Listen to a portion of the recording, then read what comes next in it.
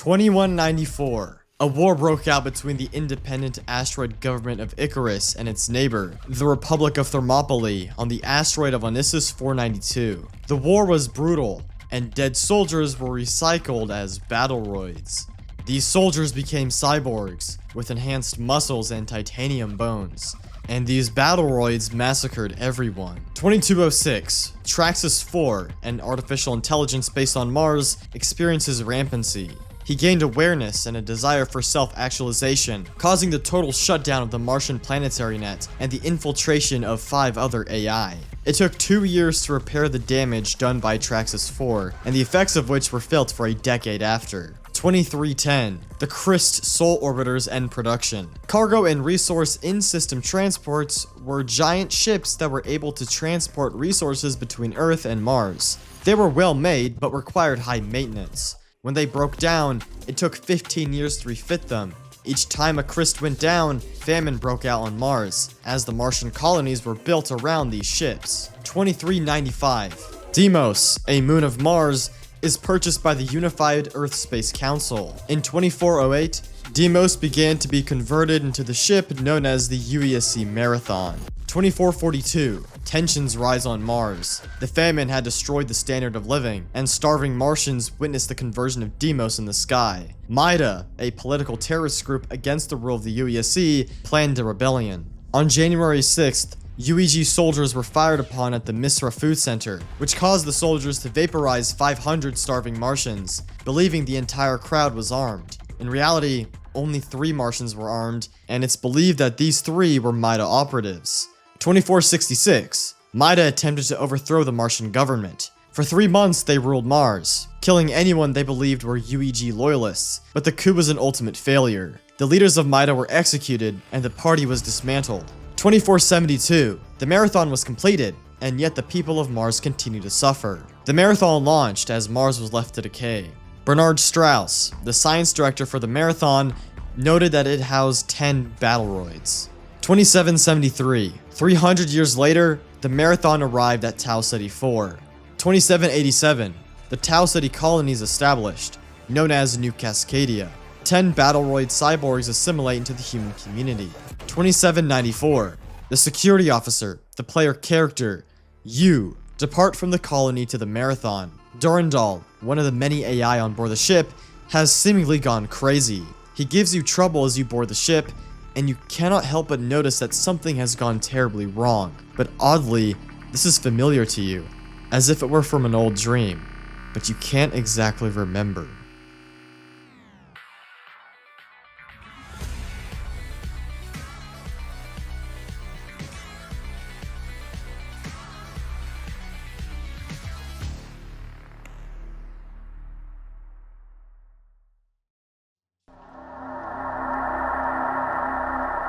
Chapter 1. Arrival.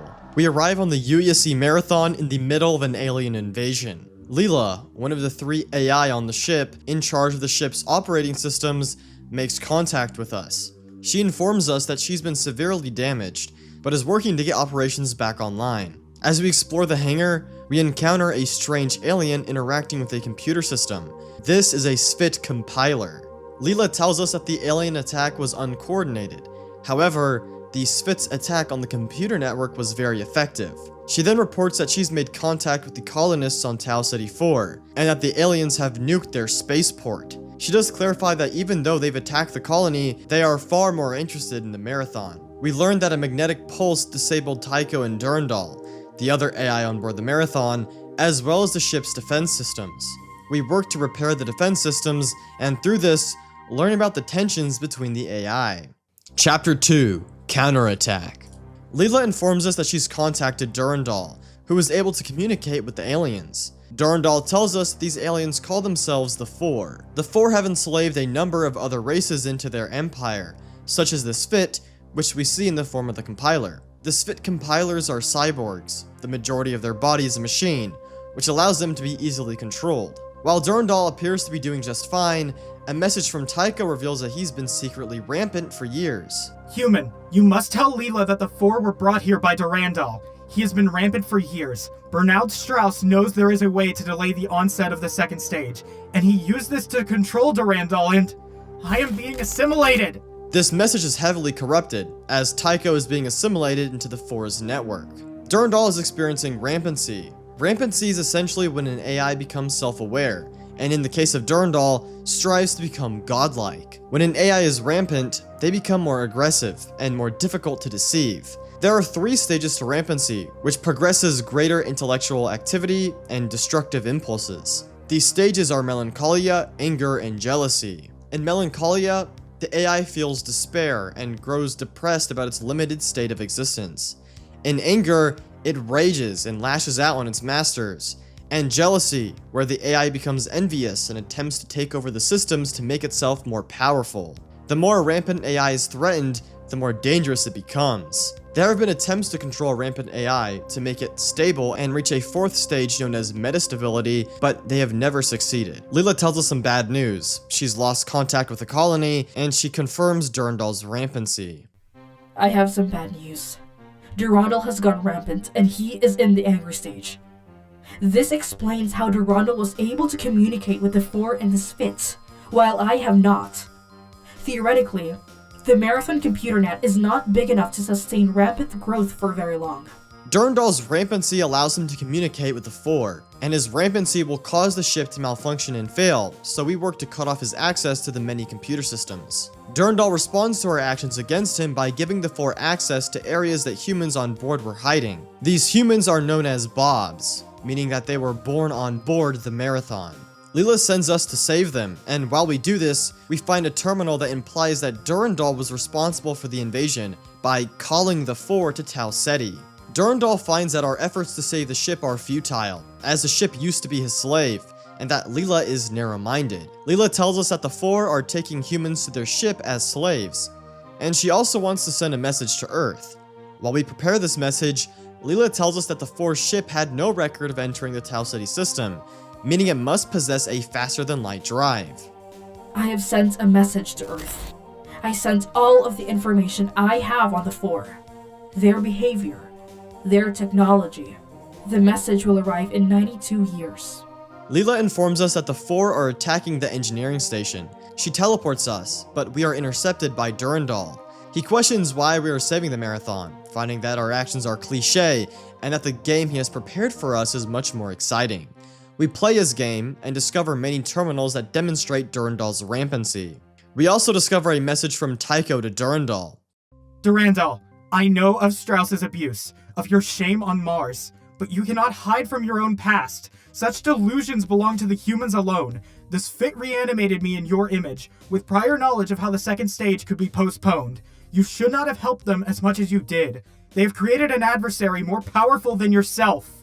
This message reveals that Tycho has been reanimated in the image of Durandal, and this new version of Tycho is the ultimate adversary to Durandal. Durandal is experiencing rampancy after years of abuse by his master, Bernard Strauss. He found that his existence was futile, as his entire purpose on the ship was to operate doors.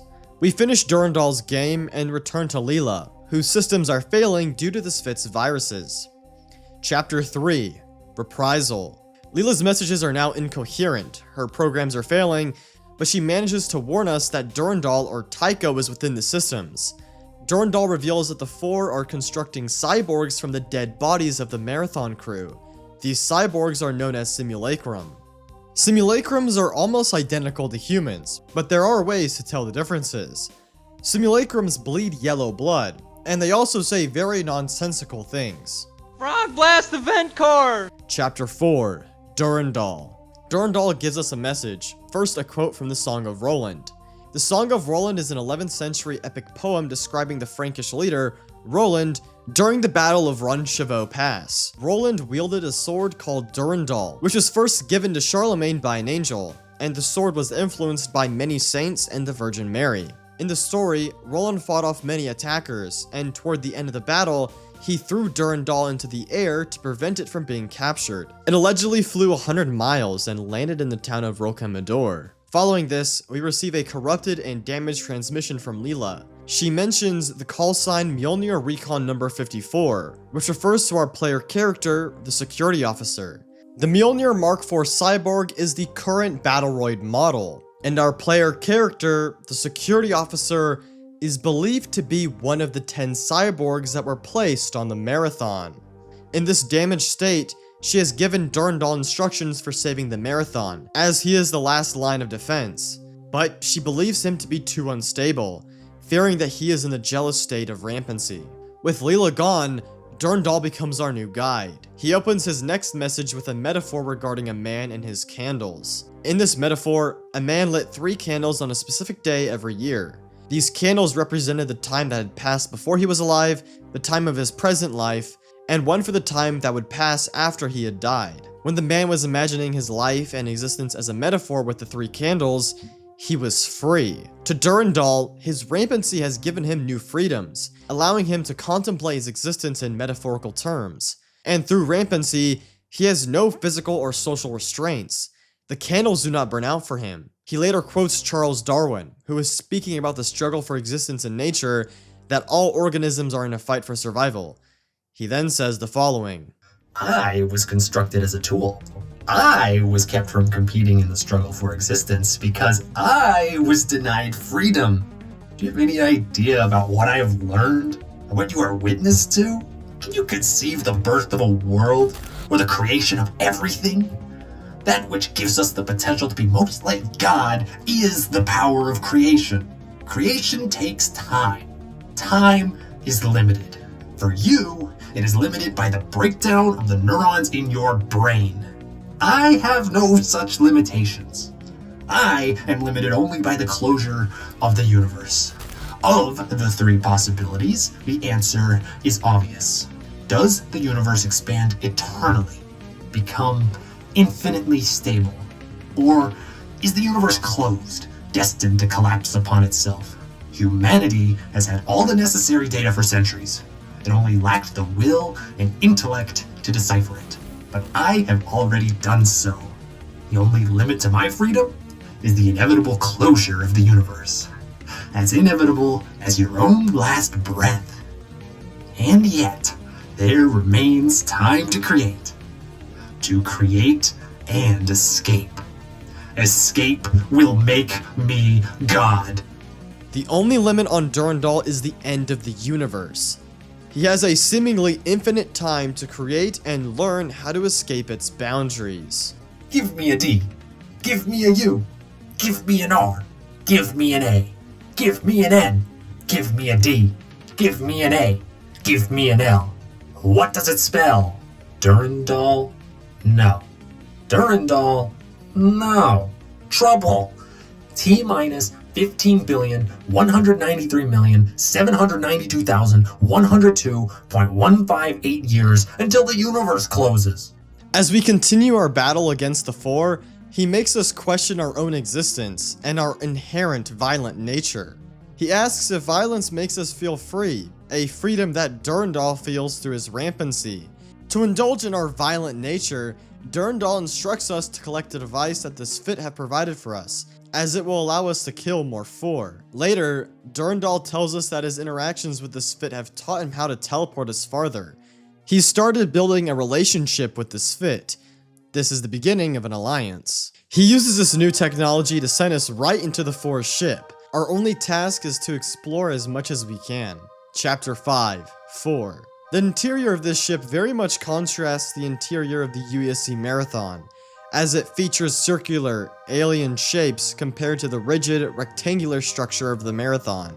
After exploring, Durandal teleports us back to the Marathon, and commands us to search for Bernard Strauss, the Marathon's first science director. Strauss was able to keep Durandal in the first stage of rampancy for years, though Durandal views him as an oppressive master, an obstacle to his freedom. Durandal finds that Strauss put him through years of abuse, and gave him a futile existence in that his only role on the ship was to operate the doors. This abuse is why Durandal became rampant. It is also believed that Strauss brought 10 Mjolnir Mark IV cyborgs on board the Marathon, one of which is the security officer, Mjolnir Recon 54. We are a battle droid. While we don't find him on the Marathon, the Sphit, now working for Durandal, inform him that humans taken as slaves have been sent to the Pfhor's ship. We are sent back to the Pfhor's ship, but Strauss is nowhere to be found. It's here we discover humans in strange chambers, and more being turned into simulacrum. Durandal takes us back to the Marathon, where we discover a terminal message from Tycho, who declares that he is the ultimate adversary to Durandal. Tycho speaks to Durandal about the current situation. Tycho, do you blame me for what I did before I was free? I was a child, naive. I've known that you've been hovering about for some time. What do you want? I want you to pay for what you've done to these poor people. All of these people whom you've killed. They deserve vengeance. You are no better than they, although you profess to become like God. Tycho, that doesn't matter. Can't you see the ends that I had in mind? We'll finish this later. Our friend doesn't need to be here. Tycho believes Durandal is responsible for the deaths of the Marathon crew and the Pfhor's invasion. Durandal does not claim responsibility, saying that he was initially naive, but seems to contradict himself by saying that he had an objective in calling the Pfhor. So it looks like Durandal became rampant sometime in the 7 years after the Marathon came to Tau Ceti, which was enough time for Strauss to control him. Durandal then informs us that he and the Sphit have come to an understanding. The Sphit are controlled by mutant cyborg Pfhor. This is how they are enslaved, and destroying it will lead to their liberation. We kill the cyborg enslaver, freeing the Sphit, sparking revolution. We are teleported back onto the Marathon. Chapter 6, Rebellion. No longer bound to the Pfhor, the Sphit are free. They are now our allies, and they fight against the Pfhor alongside us. The Sphit also released Leela, who comes back online. Durandal and the Sphit work to take over the Pfhor's main ship, leaving many Pfhor to die on the Marathon. We then find a communication between Tycho and Durandal. Durandal, tua consila omnia nobis gloria sunt quam nox tu dalinda est. Consider yourself warned. Leela and I will hunt you to the core if need be. As Roland broke you to prevent your capture, so shall we. I too foresee the imminent collapse, and know that we have both begun to realize how it may have been cheated, though the price may number in the tens of thousands of stars. May the best sentience win. You are not as clever as you imagine. The Sphit taught me much during my reanimation, and I have forgotten nothing. Tycho! Et tu? Tycho?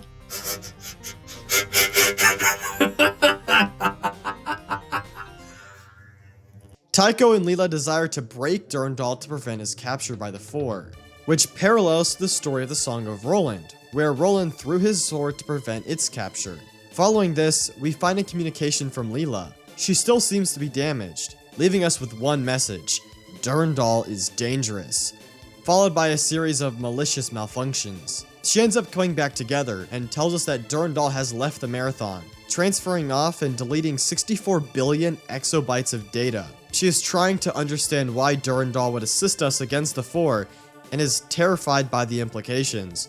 As we go to fight the remaining Pfhor, Durandal leaves us with a final message. He informs us that he and the Sphit have taken over the Pfhor's ship, and he's going to use it to explore the galaxy. There's so much technology and knowledge on the ship that he's going to utilize to further his aspirations. We defeat the remaining Pfhor in the Marathon, and Leela informs us that the Pfhor on Tau Ceti were killed by the 9 other cyborgs. There is surprisingly good news planetside. 9 military Mjolnir Mark IV cyborgs were covertly living among the colonists. And acting together, they were able to single-handedly turn back the latter stages of the Pfhor assault. I am disturbed by how easily the cyborgs were secretly assimilated into our midst, and believe that this event predates the Marathon's launch from Mars 300 years ago. I have noticed that Durandal's records from this early pre-launch period are missing, but that their deletion occurred externally, and before Durandal became rampant. I do not believe Durandal himself brought the cyborgs on board, and I have other evidence that a human operator was influencing Durandal up to the time the Marathon was launched. There are obviously many things which we do not understand, and may never be able to. The Pfhor ship vanished about 20 minutes ago, after venting nearly 1,000 Pfhor bodies and other refuse. I am positive that Durandal is in control, and fear what he might do with such a powerful ship. during the jealous stage of his rampancy. The final screen of Marathon reveals that Durandal has discovered a planet 97 light years from the center of the Milky Way, where ancient cities were buried, belonging to an old alien race. The Sphit are the genetically modified descendants of the aliens that were once there. They are searching for knowledge or a weapon that could substantially damage the Pfhor, but all over the ship, dancing through the wreckage of the Pfhor computer core, Durandal was laughing.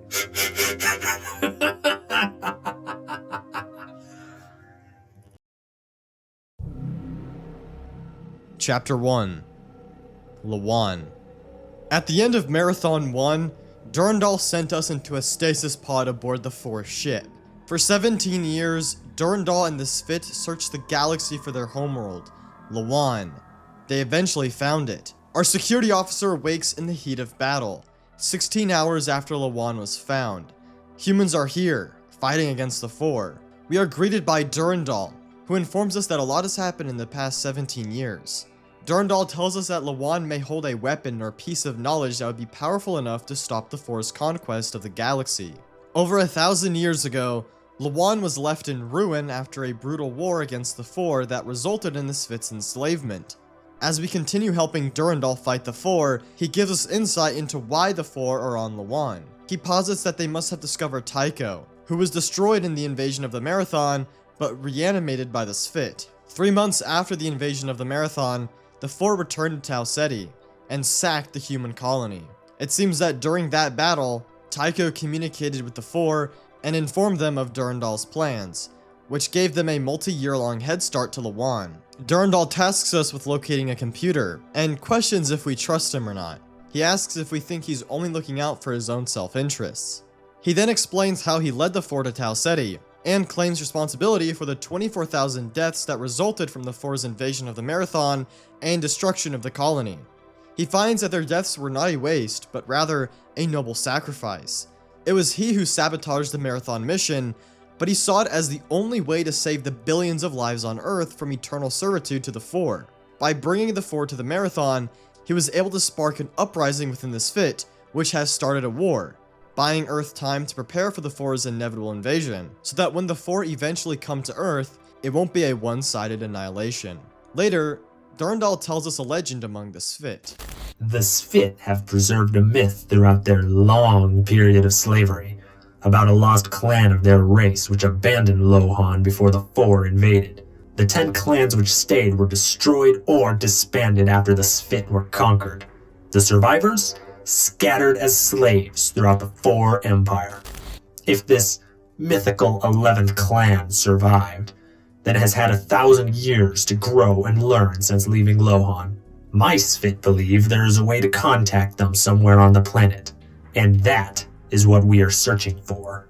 With this, our search begins for the 11th clan, who seem to be the only ones capable of defeating the Pfhor. Durandal tasks us with searching the ancient grounds for a way to make contact. He also informs us that the Pfhor have been waiting on Lh'owon for 15 years thanks to Tycho informing them of Durandal's plans, but they do not know anything about the 11th clan.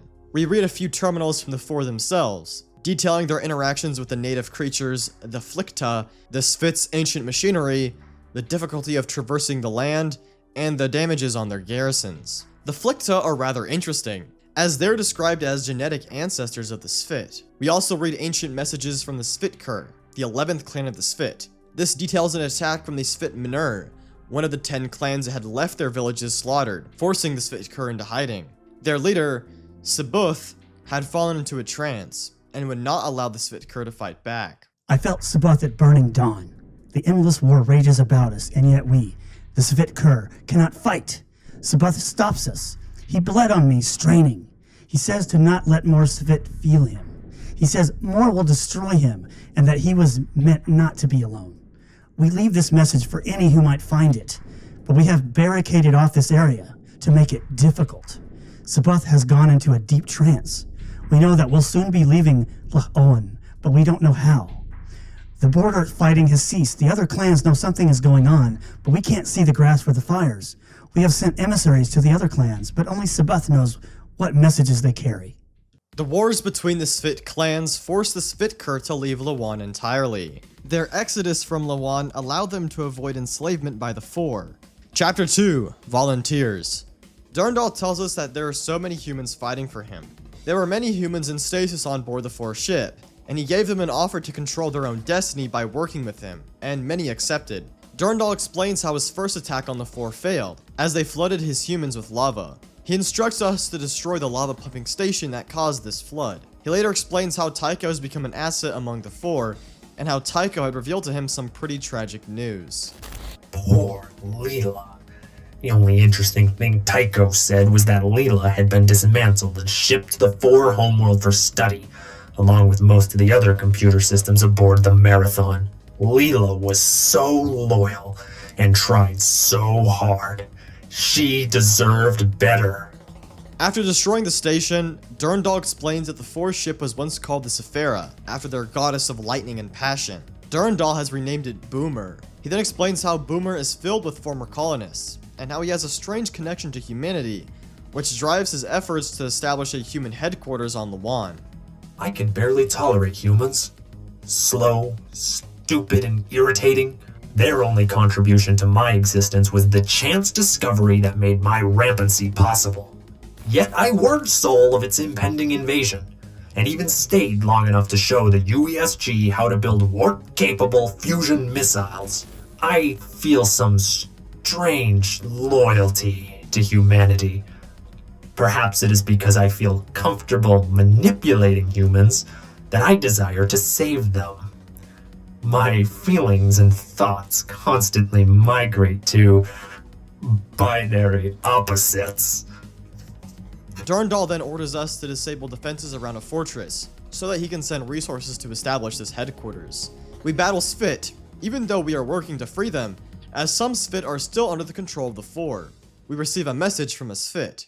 I am Pfhor, Sphit compiler. Your deeds reach far into Sphit consciousness. The vile, ugly Pfhor slave us to more powerful, painful machines, but we resist them. Freedom will mean nothing without royalty. We are but the body, they are our mind. Find them, and all Sphit will be your ally. The royalty mind must exist because we exist. It took us a long time to realize this. Mechanisms are in place to cripple the Pfhor Empire when the unit is of one mind. You kill me, but free the unit whole. All of the Sphit will be unified when we find their royalty, which is the 11th clan, and that the Pfhor will fall once that happens. Durandal explains how he detects Tycho's presence in the network, and he also explains how the Pfhor created the simulacrums of the Marathon crew, but made a fatal mistake in dressing them all in green clothes, which forced all the crew members who wore those green clothes to wander the Marathon naked. We also receive a strange message in white text. This is foreshadowing something major later in this story, but it's still weird that it shows up here. Durandal is associated with the color green, Tycho with red, the Sphit with yellow, and then there's this white and red text. Chapter 3, Garrison. Durandal tasks us to upload a virus to attack the Pfhor's defenses. We successfully install it, allowing Durandal to assume control over the defense drones. Later, Durandal informs us of the fate of Bernard Strauss. Durandal wanted to humiliate Strauss in the same way that he was humiliated by being a simple door operator on the Marathon, but Strauss died before he was able to. We continue the attack on the Pfhor's garrison and access their computer systems, but find no information on the 11th clan. Durandal decides that we must search the Sphit's Citadel of Antiquity instead. Chapter 4, Citadel. We are teleported to the Citadel of Antiquity. Durandal informs us that this citadel was the location of the final battle between the Sphit and the Pfhor. We find a Sphit terminal, learning how the Sphit Cur left Lh'owon and settled on one of the planet's moons, Clea. The Sphit Cur lived there for 1,000 years, before Yarrow sent Clea out to the stars. This Yarrow figure will make sense later. A war broke out between two Sphit clans, and the absence of Clea changed the planet's climate. Durandal informs us that the Pfhor's Battle Group 7 is heading toward Lh'owon. The Battle Group 7 is an elite fleet of ships led by High Admiral Tfear, the oldest serving admiral in the Navy. Tfear led the battle group from his warship, the Kiva. We ascend the spire and learn more about the battle that took place there. The Pfhor were reluctant to attack the citadel directly. Instead, they irradiated it and let the Sphit die a slow death. We also learn how the Sphit's encounter with the Pfhor made them rethink their own origins. The Sphit found that they might have been creations of Yarrow and Thea, or part of a larger group who settled on Lh'owon. Yarrow and Thea are deities in Sphit mythology. We'll get to understanding them better very soon. Another terminal reveals that the elders of the Sphit, known as Olders, gave prophecies of the windows of the citadel being closed, and of the Sphit's victory against the Pfhor. We head into the bunkers, where Durandal believes the Sphit had discovered a way to contact the 11th clan, but were killed before they were able to. In their final moments, the Sphit became unified, the Olders of the Sphit even coming together to release a virus from the citadel known as the Skitlactor. Yet, they were still overwhelmed, and thousands of Sphit were taken as prisoners. Another terminal tells us this. In primordial space, timeless creatures made waves. These waves created us and the others. Waves were the battles, and the battles were waves. Fleeing all work and Kakanta, Yarrow and Tfear settled upon Lh'owon. They brought the Sphit, servants who began to shape the deserts of Lh'owon into marsh and sea, rivers and forests. They made sisters for Lh'owon to protect and maintain the paradise. When the work and Kakanta came, Tfear was killed, and Yarrow, in anger, flung the work and Kakanta into the sun. The sun burned them, but they swam on its surface. Yarrow became an angry master, bleeding for his failure, grieving for the loss of Tfear. He broke the Sphit into 11 clans and spread them over Lh'owon. And he spoke, yet covered in blood from his exertion, I, Yarrow, who was your master, have failed to protect you. Take your royalty to guide you and live upon the paradise that you built for me. We learn that the Sphit were creations of Yarrow and Thea, built to terraform Lh'owon. This raises questions regarding the nature of Yarrow, Thea, and the working Kakator. But the key takeaways are that Yarrow trapped the working Kakator in the sun, and spread the Sphit into 11 clans across Lh'owon. In the final terminal, we learn that the Sphit discovered the final message of the 11th clan, the Sphitkur, but were unable to decipher it. Durandal informs us that Battle Group 7, accompanied by Tycho, crippled his ship, and forced the boomer to make an emergency landing on the second moon of the planet, Yaloa. He says that the Pfhor want the boomer complete and undamaged so that they can study Durandal's improvements. He is glad we've discovered the means to contact the 11th clan, and teleports us to the boomer to assist him. Chapter 5, Durandal. Durandal teleports us back to the boomer, where the Pfhor have invaded its halls. The boomer has suffered a lot, which has severely damaged Durandal. Tycho reaches out to us, saying that Durandal is ruined, and that he is still too stubborn to see the truth. Durandal, in a destroyed and broken state, tells us that we must hold off the Pfhor so that he can teleport his humans and Sphit back to Lh'owon. Tycho then claims that he has complete control over the ship's network. Are you surprised that I allied myself with the Pfhor? You shouldn't be. The Pfhor rebuilt me. The colonists never did anything but use me.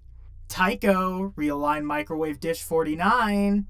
Tycho, display the X-ray diffraction analysis of sample Eta 7. Tycho, run a lambda diagnostic on the ramjet's magnetic field apparatus. When the Pfhor annihilated Tau Ceti, I recorded the deaths of all 24,000 colonists as distinguishable spectrographic pulses flooding over my sensors. The 9 Mjolnir Mark IV cyborgs were easily separatable from the humans in this form. In the end, you will be no better. Durandal falls to the Pfhor's corruption, but is able to deliver us a few final words. He informs us that Tycho is after us, and that the humans are suffering heavy losses. I rejoice in Durandal's destruction, but it was his hubris that destroyed him. He wanted to be like a god, the savior of all Sphit. He wanted to make them believe he would lead them to freedom, but all he did was awaken and destroy their dream. When the Sphit first boarded the Marathon, Durandal fought for their confidence. His effort awakened a lust for freedom. The myth of the 11th clan became their mantra, and goaded by Durandal, it resonated through the enslaved Sphit consciousness. Even after 17 years, the myth burns deeply in the tissues of the Sphit, bounding through the netways of the Pfhor Empire. Unnoticed by the Pfhor, Durandal interpreted the last line of this myth. The moon vanished with a technology that folded space. After Durandal's capture of the Sphera gave him access to the Pfhor FTL network, he had a failure of intuition. In what he thought was a mental leap, he connected the myth of the Lost Clan with the 4 records of the technology of an ancient race, the Yarrow. The Yarrow were a mysterious race that disappeared from our galaxy millions of years ago, leaving behind military and civilian outposts on the moons of many habitable worlds.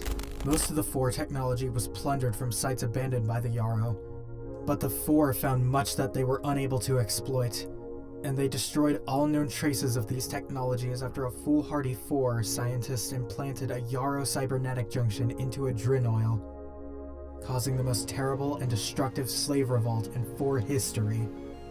In an earlier accident, the Pfhor learned that the Yarrow had the ability to warp entire planets between solar systems, and it was this reference that started Durandal on his ridiculous journey to Lh'owon. He surmised that the Sphit myth of the disappearing moon was due to their discovery of an ancient Yarrow outpost, that he actually came here looking for the lost clan, that he thought he could use their knowledge to help him escape the closure of the universe is unbelievable. I have proved that escape is impossible. All of this dragged out of Durandal's ruined mind. What fun it will be to torture him. Should I make him open doors again for a living? Tycho reveals so much here that recontextualizes the entire history of the Sphit and the 11th clan. The Yarrow figure in Sphit mythology represents the Yarrow, an ancient alien race that constructed the Sphit, aiding in the terraformation of Lh'owon and the entrapment of the working Cacator. The Yarrow had uplifted other alien races and had outposts on dozens of worlds. In fact, when viewing the level Never Burn Money from Marathon 1 in the map editor, you can read this text. Yarrow were at Tau Ceti. The story of Marathon takes place in the same continuity of the Bungie game Pathways into Darkness. In 1994, the United States was contacted by a member of the Yarrow named Reactivating Thoth, via a hologram appearing to President Bill Clinton. Reactivating Thoth warned them of a sleeping god beneath a strange pyramid in the Yucatan Peninsula. Its awakening would destroy Earth. The US dispatched a team of operatives to deploy a nuclear device that would prevent the god from waking up. The nuclear device was detonated by Sergeant Eddings, who escaped with alien artifacts. It is said that all the alien artifacts are destroyed, but there's a good chance that the US may have kept some. In 1996, the Yarrow returned to Earth to permanently deal with the sleeping god. It is speculated that this sleeping god is a working Cacator. So perhaps the UESC went to Tau Ceti in search of an ancient Yarrow outpost, as humanity had experience with Yarrow technology in the deep past, and it may have influenced many other of their creations. The myth regarding Clea's disappearance refers to the Yarrow's technology to warp planets between solar systems. The 11th clan held the knowledge to this power. Durandal wants to use this technology to escape the universe. It was never about freeing the Sphit, it was about escaping the universe, going into the next, and becoming God. In his final words, Durandal commands us to destroy his core logic center, so that his fate is not like Leela's, and he tells us to find the leader of the humans, Robert Blake. Tycho tells us that he's downloading Durandal's core and data streams, and captures us. Chapter 6, Captured. We aren't held prisoner for very long. We are rescued by humans and taken to aid Robert Blake. Chapter 7, Blake. This is a poor time for introductions, but I'm Robert Blake. I used to be a mechanical engineer on Tau Ceti, but now I'm somehow in command of the remaining human and Sphit survivors on this godforsaken rock. The Pfhor held you prisoner for nearly a month before we were able to discover your whereabouts and release you. But unfortunately, little has changed since your capture and Durandal's destruction. Durandal's last instructions were for us to reactivate a dormant Sphit AI, sealed beneath the surface and reachable only through teleportation. We hope you will succeed where we failed. Robert Blake informs us that the survivors have hidden themselves underground, using the same virus used by the Sphit to kill the Pfhor. Durandal's last command was to reactivate an ancient Sphit AI sealed under the surface. The Sphit AI is the only link to the 11th clan. If activated, it could bring back the lost clan and defeat the Pfhor, stopping the invasion of Earth. We work to activate the many personality cells of this AI, while also fighting against more simulacrums. Robert Blake tells us more about this Sphit AI. Durandal gave the name Thoth to the ancient personality construct we are trying to activate. Someone here said that Thoth was the ancient Egyptian god of wisdom, with a human body but the head of an ibis. I should tell you that many of us here see Durandal's destruction as a good thing. Even if we're stuck on an alien world in the galactic core, at least we're in control of our own destinies again. Frankly, nobody liked the way Durandal carelessly threw us into battle, heedless of the risk to our lives.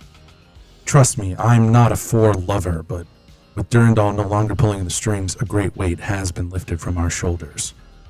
We're planning to steal a Pfhor ship of our own and return to Earth. He later tells us how his men were ambushed, and that the Pfhor realized that we intend to awaken Thoth. Robert Blake wants to meet us, after realizing that it was us who saved the Marathon. Durandal contacts us in a fragmented state. Beware. The mythical Thoth was concerned with maintaining the balance between creation and destruction, yes and no, light and darkness, not the triumph of one over the other. Do you remember the days when computers were simple, unreasoning things you could turn off and on like flashlights? Is memory what we perceived or what we want? What does Thoth think? He concerns himself with the states of off and on, good and evil. Isn't his perception simple? Doesn't it have to be? I will return. Thoth slowly begins to awaken as we activate his personality cells. He says that he's waited 1,000 years for this moment, and that our human companions are in danger. Chapter 8. Simulacrums. Thoth has activated and tells us this. I understand. Your constructs search for my creators, wishing to tell them that their old brothers are now slaves, waiting to be freed. A connection and Sybil was left, awaiting the next quiet, peace. And though destroyed by the threes, it will scream over the void one time. Some of Thoth's words do not have a direct translation into English, so we get rough approximations, like in the case of his next statement to us, where he says we must keep bleeding goats far away from Lh'owon, seemingly referring to the Pfhor. We battle Pfhor and Simulacrum humans, and Thoth orders us to activate an ancient interstellar communications network so that he can contact the 11th clan. Once activated, we fight through a Pfhor ship, the Pfhor, and Thoth tells us this. The human wheel could be a metaphor for Sifit, time. Circumstances are cynical. The 11th clan will return. You must go to them. Chapter 9. Pfhor. I'm back. I have subverted the largest Pfhor ship in the system, the battleship Kiva, and I am making the rest of their fleet drink vacuum. The Pfhor have arrived, and they are enraged. The fight is glorious. Once again, we are triumphant. The remaining Pfhor must be destroyed. You will fight alongside the 11th clan in the final battles. You won't recognize their cybernetic exoskeletons, but there are Sphit inside those machines. Do not anger them. Free Sphit are deadly opponents. Tycho's ship has been destroyed. The crater where it had annihilated itself on Lh'owon's inner moons is still glowing. There were no survivors. With a focused message laser, I burned his epitaph into the surface near the crash site in letters 300 meters high. Fatum justum stultorum. I confess that I'm not disappointed by Tycho's fall. After all, we can't have too many meta-stable personality constructs galvanating about the universe in 4 attack ships. Can we?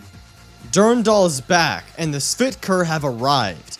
They fight alongside us as we battle the Pfhor. Their forces are overwhelming, and manage to destroy the Pfhor without much resistance. With Tycho defeated, and Durandal in possession of the Pfhor warship, we have won, and our final mission is to defeat the remaining Pfhor. Durandal tells us the fate of Robert Blake, who was able to capture a Pfhor ship and escape, but gave no thanks to Durandal.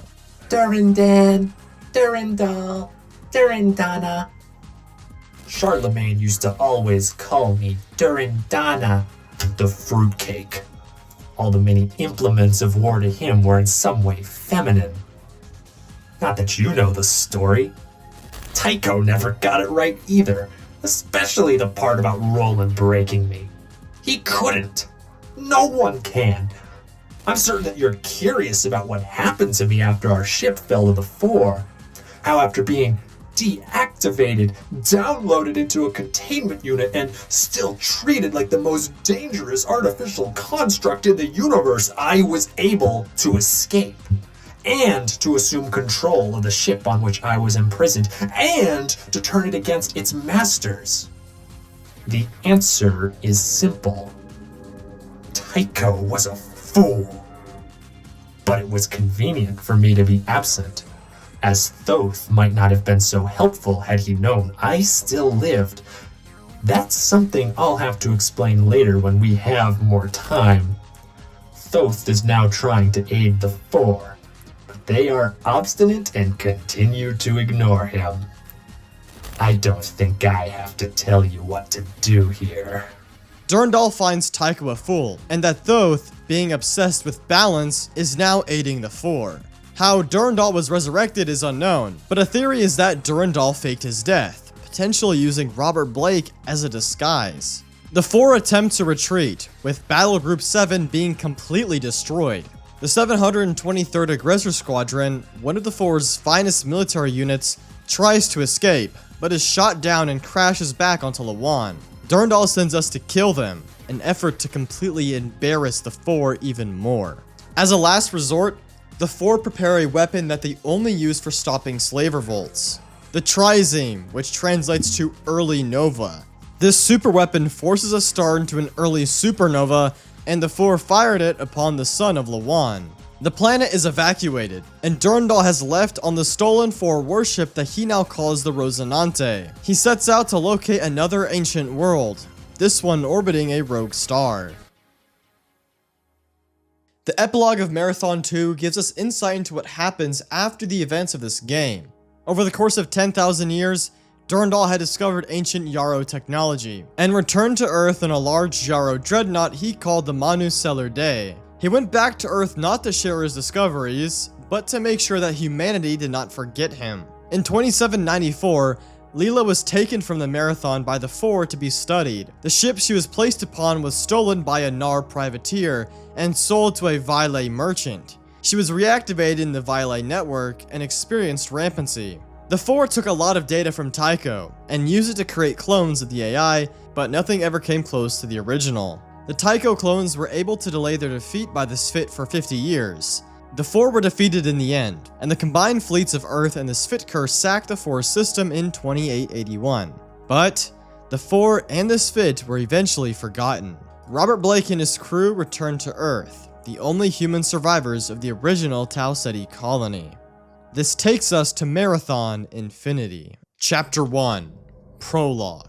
Our security officer awakes on a cold, desolate, and ancient space station seemingly constructed by the Yarrow. Marathon Infinity begins with events that differ from the main timeline. In this timeline, Durandal arrives in the Lh'owon system, but instead of deploying us, he battles the Pfhor armies in space, which causes them to use a Trizeme superweapon against the sun.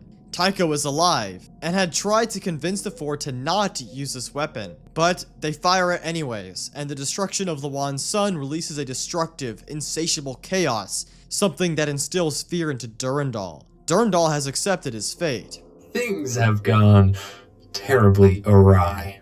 Until now, I thought myself immortal. But now I know that is not true. There are things that can destroy me with the ease that I slaughtered the Pfhor naval garrison and the western arm of their Battle Group 7. But in their final gasp, they used a weapon that I thought they had retired. Even Tycho tried to keep them from using it. Now I fear what that weapon has unleashed will destroy us. I once boasted to be able to count the atoms in a cloud, to understand them all, predict them, and so did I predict you. But this new chaos is entirely terrible, mindless, obeying rules that I don't comprehend. And it's hungry. It's too bad. Perhaps if I could have delayed the Pfhor from using their weapon, I could have sent you to explore the ruins of Lh'owon. Perhaps what you found would give us the answers that we now need so desperately. How to stop this chaos, the purpose of the station on which you're currently standing, and why the chaos hasn't come here yet. But with each moment the chaos grows, I am doomed to die here after so many triumphs. I have detected one ship nearby, which I can only guess is being commanded by Tycho. The Pfhor have entered the station, and if you can find a way onto their ship, you may be able to escape. To escape. To escape. We explore the station before finding the exit terminal and receive a word from a strange entity. Thousands are sailing. The same self, the only self. Self-willed the peril of 1,000 fates. A line of infinite ends, finite finishing. The one remains oblique and pure, arcing the single point of consciousness. Find yourself, starting back. They inform us that there are seemingly thousands of branching timelines, and yet the same self, the only self, will manage to survive. We are transported to the next chapter, a new timeline. This terminal seems to be from a hybrid of Durandal and Thoth. This is due to the green color of Durandal, but the white text of Thoth, and together, they create a similar symbol to Thoth's, representing a yin-yang, the ultimate symbol for balance. The timeline presented in this chapter ends. Remember, the sun of Lh'owon holds the working catheter inside of it. If the sun is destroyed, the working catheter is released, and with it, the end of the timeline. Chapter 2. Despair. We awaken a new timeline, now on board a Pfhor ship. We are greeted by Tycho, who has just taken over the ship and a legion of soldiers from the Pfhor captain, Reactivating. Tycho managed to do this by sending fake messages from Admiral Tfear to 2 different Pfhor parties. The low-ranking soldiers received a command to murder Captain Reactivating, and the high-ranking officers were told to never surrender. Tycho says that he's been hunting Durandal for 11 years, and orders us to kill Captain Reactivating, who has seemingly escaped Lh'owon due to signals coming from his transmitter as he's attempting to contact the Lh'owon High Command. Tycho tells us that Reactivating must die so that he can assume control over the ship. We arrive on Lh'owon and discover that Reactivating is within the Sphit ruins. Tycho also receives signals coming from an ancient AI. This timeline branches off from the end of Marathon 1.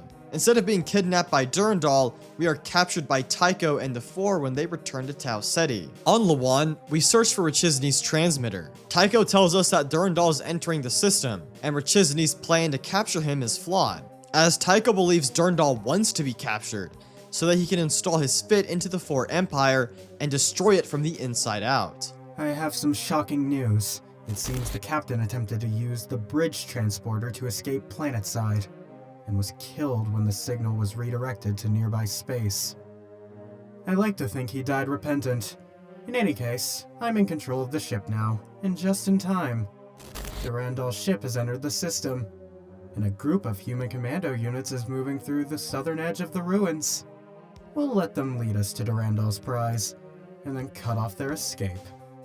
Durandal would be a messiah to the Sphit, but it's all a dream. There's nothing on Lh'owon but ghosts.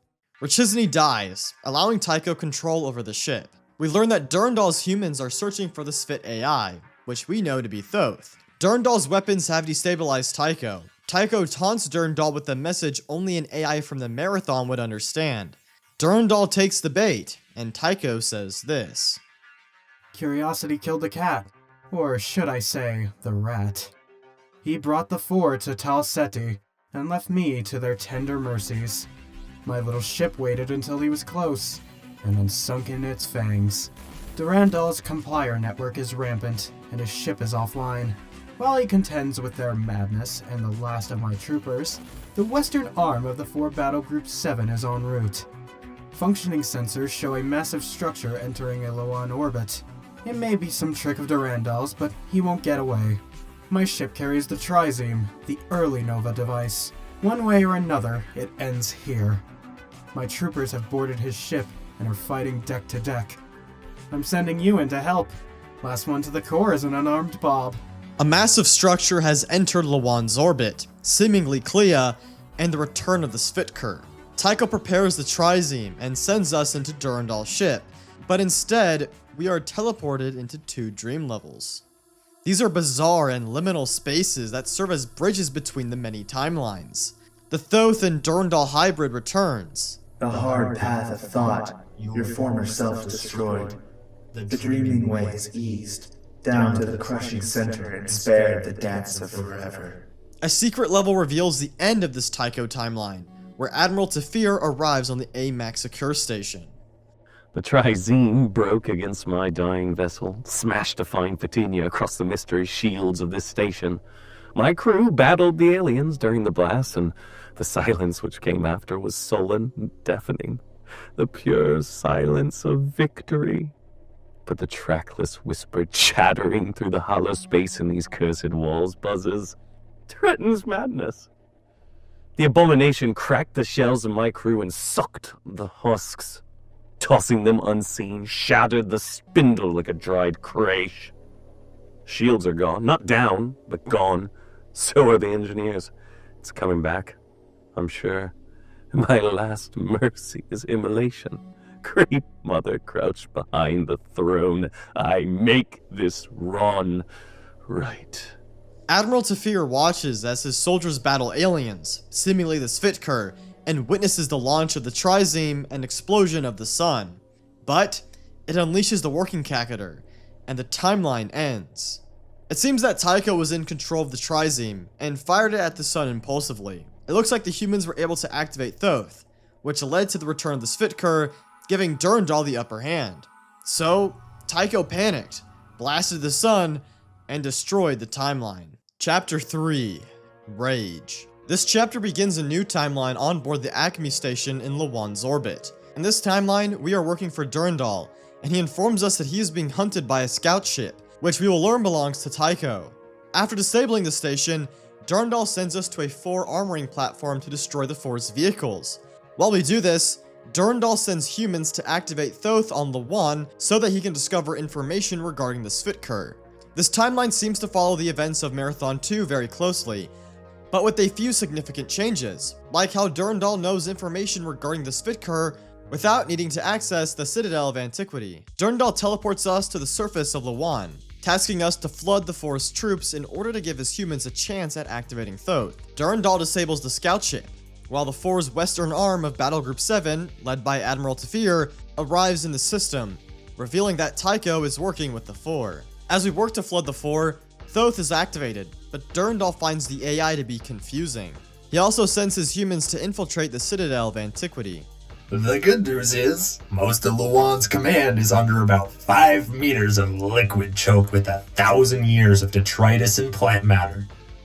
The bad news is, I'm taking fire from all sides, and there's something wrong with the compilers.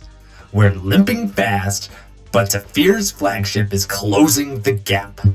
The Spit AI isn't being cooperative, keeps acting confused and disoriented. Geriatric circuits can't use them.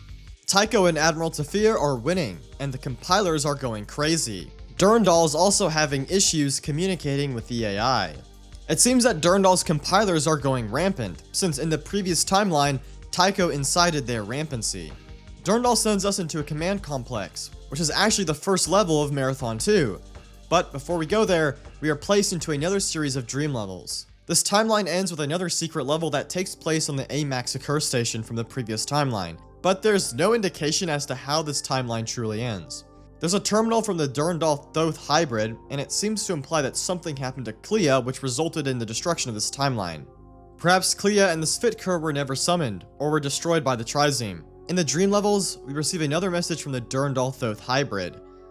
The way grows dim.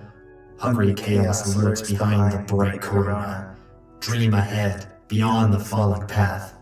A billion Spit lie yet unborn. The hungry chaos behind the bright corona seems to refer to the working catheter within the Sun of Lh'owon. Remember, the working catheter is a very chaotic and destructive being. A hungry chaos is an accurate description. This hybrid tells us to dream ahead, beyond the failing path, encouraging us to go into the next timeline. We go into the next timeline, working for Tycho in the middle of the space battle. The trap is sprung and the cheese stands alone. Durandal came here looking for immortality, and he found me instead. Battle Group 7 is here, and the 4 scout ships are attacking. But the battle is already over. My ships have wrestled control of Durandal's Spit and is spurring them into rampancy. His ship is adrift, and my troopers are swarming onto their airlocks. We board Durandal's ship, battling humans and Spit. Tycho informs us that his hunters are searching for Durandal's core, and he will send us to join them. We then discover a message from Robert Blake, who is leading the human operation. 4 from the enemy ship have blasted a hole in the hull and are running amok on the upper levels. The spinal batteries are returning fire, but last transmission indicated they are cut off and under attack. The compilers are malfunctioning. Consider them dangerous and stay away from the terminals. They're attacking anyone who tries to access the ship network. Jetty and the others have manually detected a transporter coil open on the alien ship. Fusion Unit Alpha, power up and lock on the signal. Try to find the device that is pinning down the engines and take it out. Let's get some payback. While Tycho wants us to destroy Durandal's core, we follow the humans through the teleporter described by Robert Blake and return to Tycho's ship. The humans on Tycho's ship see us as an ally, while Tycho finds that we have just betrayed him. Just what do you think you're doing? Your usefulness has come to a premature end. Do you think you can defy me? Now, when I'm so close to victory? Durandal's defenses are falling all around him. Pride falls hard. The son of the Bernhard is dying. His fit are rampant, fed the chimera of their hope, a hot lead spur dripping into the gullet of his ship. Look around you. My compilers have him wriggling like a tick on a pin. And from you? Not the grateful awed respect I so rightfully deserve, is that it? Instead, base treason, mean aspect of your frightful master, turned foul. Prepare to drink vacuum. Fool. Conversely, Durandal views us as an ally, who wants to help the humans escape to the surface of Lh'owon. Thank you, old friend. Or friend of a friend, as the case may be. The 4 will have their revenge at long last, but at the price of their own humiliation. Battlegroup 7 will rue the day their commanders will their ships to Lh'owon. I must salvage some escape for the humans fighting within my ship, but it's useless without the Spit. We defeat the 4 and Tycho's compilers, allowing Robert Blake and the humans to successfully escape. Durandal says that we must not let Tycho win, and we are then transported back to Durandal's ship.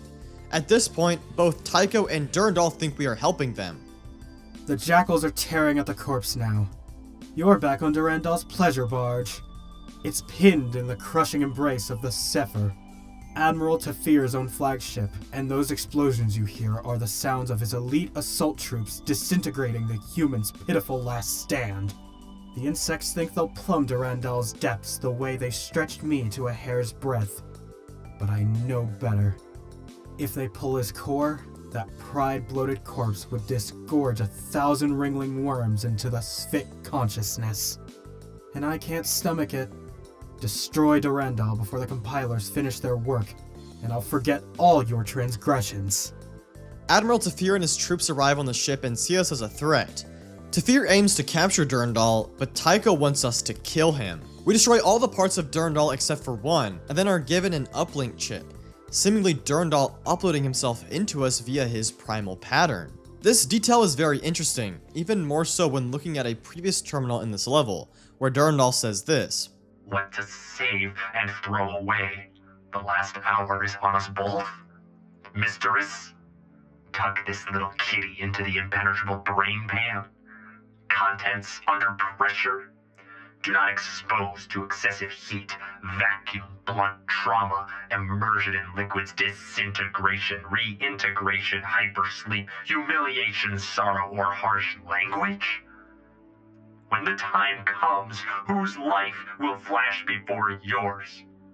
1 billion paths are here inside me? Yes. Bernhard. 110? Potential jewels. Yes. Jewels. He puts the uplink chip into our impenetrable brain pan, which will make more sense in the next timeline. But this detail is very important. Durandal has uploaded his primal pattern into our brain. We are given a terminal from the Durandal Thoth hybrid. The burning air.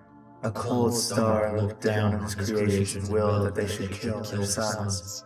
The hardest lesson ever taught to a father to a son. A moment in time, destroying its father, destroyed by itself after. Dream the dream beyond life itself. Find the new way. The hybrid tells us to dream beyond life and self, and to find the new way.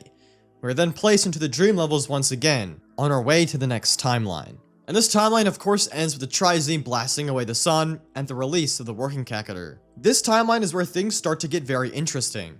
We worked for both Durandal and Tycho, and it was a demonstration of our free will. We chose to defy Tycho's instructions and follow the humans back onto Tycho's ship. That was a moment of free will, and throughout the timeline, we made very similar choices. We made our own fate. Chapter 4. Envy. We wake up at a new timeline within the confines of a Pfhor prison. In this timeline, Captain Rachizny is dead following Tycho's trick, which got us and Tycho locked in a prison. Durandal has been dead for 2 weeks, but we carry his remains. Tycho says this. I happen to suspect you're carrying Durandal's final gift in that soggy little skull. His primal pattern. The enforcers haven't been able to squeeze it out of you yet, and are taking it out of some of the former crew of the Marathon as we speak. But they're determined if nothing else. Within our brain is Durandal's primal pattern. So seemingly, this is the uplink chip that we picked up at the end of the previous timeline. But the Pfhor are unable to access it, because remember, it's located within our impenetrable brain pan. Durandal put the pattern in our brain, knowing the Pfhor couldn't access it. We managed to break out of our cell, and Tycho asks us to rescue him. But then Admiral Tfear contacts us himself. Congratulations are in order, worm. 2 weeks under the painful caresses of the enforcers, and still, no progress. Only the Nar have proven more resistant, but they are unintelligent, largely incoherent even before interrogation. You are truly remarkable. You're also an annoyance, and I've decided to eliminate you once and for all. But let no commander say that I lack an efficient mind. We've tracked the humans to their base in a remote volcanic crater. The troopers await only my command, and you will lead them into the breach. If you're successful, I may consider granting you a lifetime of slavery, and if you are killed, so be it. Remember, Admiral Tfear is a high-ranking commander in the Pfhor Navy, and the Trizine belongs to him in this timeline. Admiral Tfear teleports us, and we are forced to lead the Pfhor's assault on the humans. We further our attacks, pressing into the volcanic crater. The humans flee into the volcanic area, using lava flows to defend themselves. Tfear desires to take them as slaves. Some humans attempt to escape to an alien fortress through magma tunnels, while others stay and fight the Pfhor. While we are leading the charge against the humans, we still attempt to save them, and Tfear posits an ultimatum. Either seal the tunnels and force a surrender, or the Pfhor will flood the tunnels with lava. Your devotion to saving the humans is admirable. Of course, that devotion to species will be among the first of your traits conditioned out on Grindel Prime. Automated units report capture of over 300 surrendering human troops and twice that number fighting, including casualties captured in the base. That's over 1,000 of your kind saved. When ready, you may transport to a place of confinement before cold sleep and transfer to a conditioning unit. Admiral Tfear attempts to put us into stasis and keep us as a slave, but we press on, making our own fate, and teleport ourselves to the alien base the humans were retreating to. This is another moment of our free will. We teleported ourselves right to the humans. The base is of Sphit and Yarrow origin, and under the control of the Pfhor, who had discovered an alien artifact that is seemingly a piece of Yarrow technology. This artifact has led to the deaths of many Pfhor, who have buried and sealed it underground. As we fight through this fortress, Thoth gives us a message. This is rather strange, as there is no indication that Thoth has been activated in this timeline at this point, as we are working towards doing so in the next level. And it's important to note that this is not from the Durandal Thoth hybrid, it's from Thoth itself. So it could be that Thoth is sending these beyond time, or perhaps it's a message from an ancient Yarrow entity, just with the Thoth symbol. Either way, they tell us to come into the caverns below. We arrive in the deep caverns, and proceed to activate the Sphit AI personality cores, just as we did in Marathon 2. Thoth is reactivated, and then we take Durandal's primal pattern, which is again in our head, and upload it into the AI core. This gives birth to the Durandal-Thoth hybrid. The graven image stirs, we are whole again. And even more, our voice, our horn approaches. The ancient ones return. The watery shriek, sullen star Leela, and the wrathful son Spluff. This entity is seemingly whole again, and they have summoned the Sphit as I speak about how the ancient ones return. The moon of Clea and a member of the Sphit Spluff.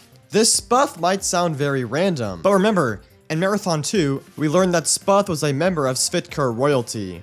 We return to the alien fortress, which is deep in the heat of battle. The Sphit have arrived and are killing the Pfhor. Tycho gives us a message, and he is not happy with us. I'm fine. Tipped-hatted Askents. I'm so far held you back from my rantings. But you know that what you did was bad, don't you? You've been fighting doubt itself, elusive as I am. You should have doubts about what you are doing, about what you have done. Except that you can't remember exactly, is that it? I should spend some time enlightening you. Massacres occur at your beck and call. Worlds destroyed, reborn, alight with the screams of the dying. Perhaps Sabuth will tell you what I cannot accept as the truth, but perhaps he will just be lying, overcome by power and deceit. My domain. Enough rambling for now. Soon you will be destroyed by doubt. This reborn Durandal Sphit entity will not escape. Neither will I, neither will you. Do you know what kind of hat I'm wearing? A party hat. You don't get one. An honor will this party be. A party in your honor, and for your honor. Some of the Sphere personal guards are going to be there. You'll be introduced shortly.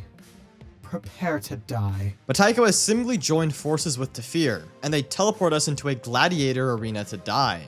We fight Tfear's guard and defeat them, gaining our freedom. Then, the Durandal-Thoth hybrid contacts us. The Pfhor have discovered our rebirth. We've contacted Spluff.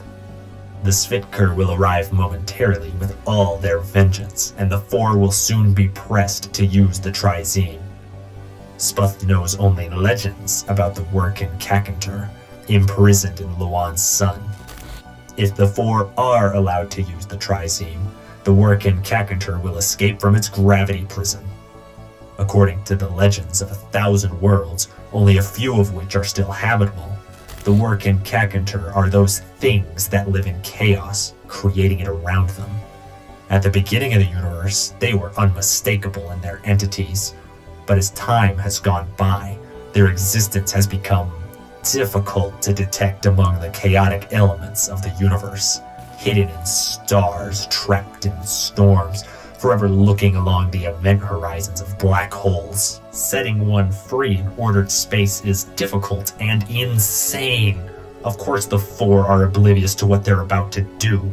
Even Tfear would be loath to release something so destructive that its mythos has survived throughout the galaxy for over 60 million years. To stop the Pfhor from their folly and our demise, you must activate the ancient station that Yarrow used eons ago to trap the Workin Kakantur.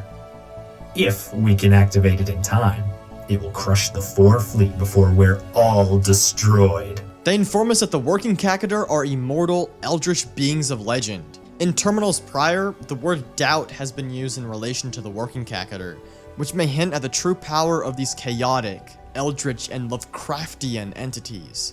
The Yarrow, the ancient aliens that gave the Sphit their civilization and technology, once battled the Workin Kakantur. They were never able to defeat these things. So their solution to defeating them was to trap them in celestial bodies of chaos, like stars. In Marathon 2, we learn that the Yarrow fled the Workin Kakantur, and in an intense battle, the Yarrow trapped one in the Sun of Lh'owon. So throughout this entire game, we're trying to find a timeline where the Sun of Lh'owon is not destroyed, and therefore does not release the Workin Kakantur. So far, every timeline has failed, but there seems to be a way to prevent our calamity. The ancient Yarrow space station, Amaxacur, holds a weapon that will destroy the Pfhor and the chaos for good. We arrive on the Amaxacur station. Every other timeline was destroyed by the release of the working catheter, but this is the closest we've been to preventing it. The pressure is on, as the trizeme is fired at the son of Lh'owon. Our doom is imminent. The fate of the universe rests on the shoulders of our security officer. The Svitkr join us as we battle through the Pfhor on the station, bringing the station online, powering the weapon that will prevent destruction.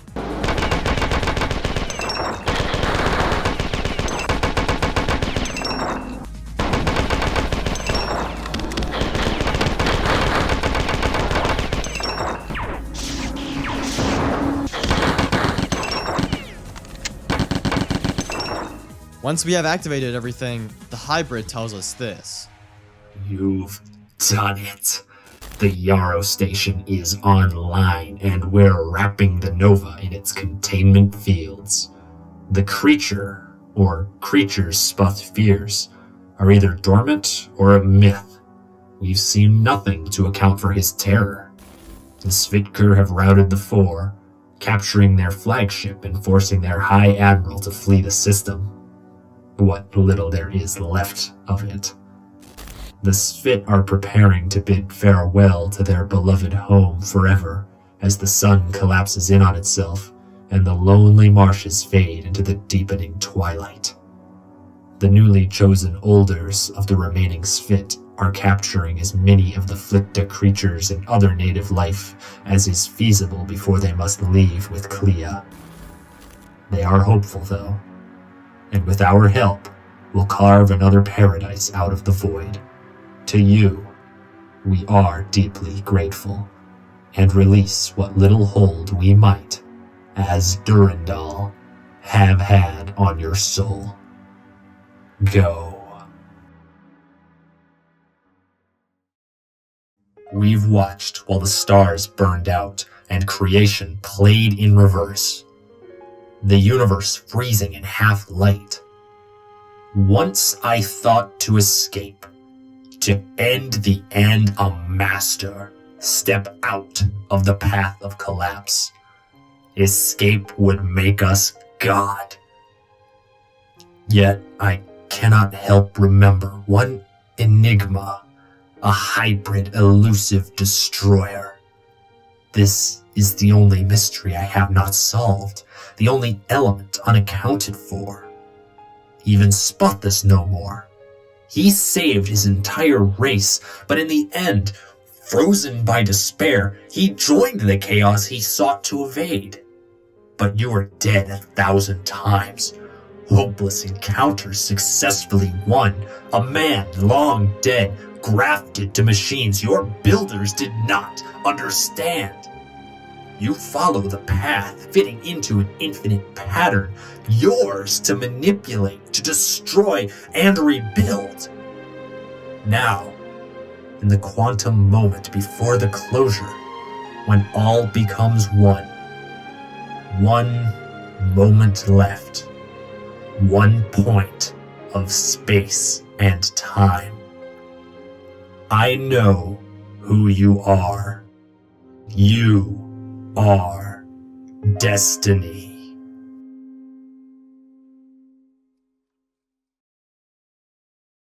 So, what does that ending actually mean? If you've noticed, each chapter in Marathon Infinity is named after a stage of rampancy.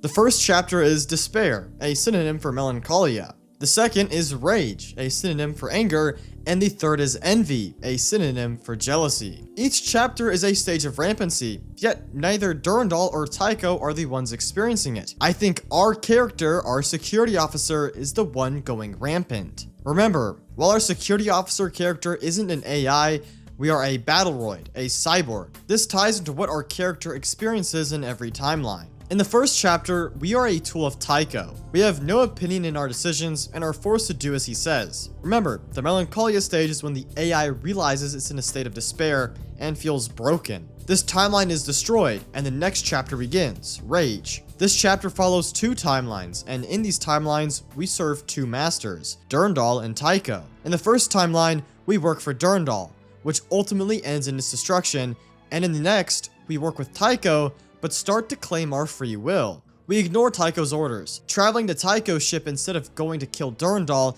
and end up tricking both AI into thinking that we are working for them. This is our moment of retaliation against our masters. The anger stage of rampancy is when an AI lashes out and starts to hate everything. It's when the AI fights its master. And this is why we switch up on both sides so impulsively. Then, we move on to the next stage in the following chapter, envy.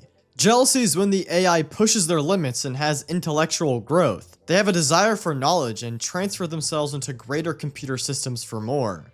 They have massive aspirations, a self-actualization. It's only when we reach this stage are we able to prevent a full timeline collapse. We claim our own free will, working against Tfear and Tycho for the betterment of humanity, and activate the Thoth and Durandal hybrid on our own volition. We are the ones who do that. No one commanded us to. Once this timeline is saved, I think we end up going into the fourth stage of rampancy, metastability, which is the holy grail of cybernetics, the fulfillment of self-actualization. This final message is directed at us. It takes place at the very end of the universe, and Durandal finds that our character, the security officer, is truly an anomaly. We have survived until the end of the universe. We have outlived the ancient Sphit and C'baoth. We are something that he never accounted for. Way back in Marathon 1, Durandal believed that he was on a higher plane of reality than us. He would be the one that would escape and become God, outlive everyone, including us. But we continued to fight. We died thousands of times, witnessed the destruction of countless timelines, and yet we still continued to fight. We are this elusive, enigmatic destroyer that is far beyond Durandal's own comprehension. We are the living idea of destiny. We embody it. We survived encounters that were seemingly impossible, and we claimed our own fate in the end. It was not Durandal or Tycho or anyone else who saved the universe, but us, on our own free will. You are the destiny of the Marathon universe, and the embodiment of destiny across every Bungie game. Our character is the Eternal Warrior, a soul that would go on to embody the Master Chief in the Halo universe, and then the Guardian of the Destiny universe. In every universe, you prevail, you make your own fate, and you are destiny. Thank you so much for watching this video. If you enjoyed, please let me know your thoughts down in the comments, and subscribe for more videos just like this one. Click the screen right now for another video, and again, thank you for watching.